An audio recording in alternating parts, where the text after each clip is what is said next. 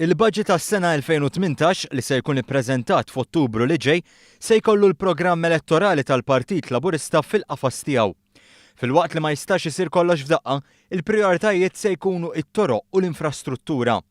Għal dan il-Prim Ministru mexxej tal-Partit Laburista Joseph Muscat waqt intervent telefoniku fuq One Radio il-ħadd filgħodu. Spjega kif fl-ewwel xhur tal-2018 se tinħoloq struttura li permezz tagħha ikun hemm immaniġġjar aħjar tat-toroq.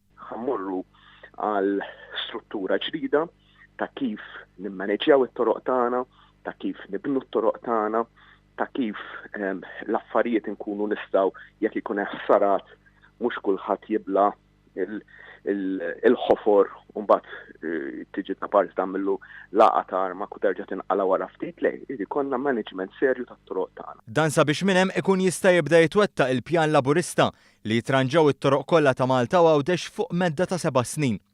Il-Prim Ministru Muscat qal ukoll li għal darb'oħra il-budget se jkun wieħed ta' kontinwità, tip ta' budget li drajna bihom taħt Gvern Laburista. Budget li ħajkun budget ta' kontinwazzjoni, budget kif imdorjin taħt dan il-Gvern li mhux wara l-elezzjoni jiġi il-Gvern isawtek u mbagħad jirħi hekk kif tkun ġejja l-elezzjoni ta' wara.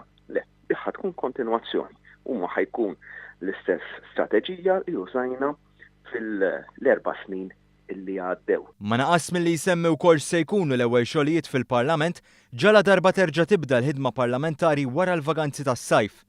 Fost dawn hemm ir-riforma dwar il-kwoti tan-nisa, riforma li hija mmirata biex tiżdied il-parteċipazzjoni tan-nisa fil-politika. Dik hija l-mandat li għandu l-Gvern u dak huwa l-mandat illi ħanwettqu.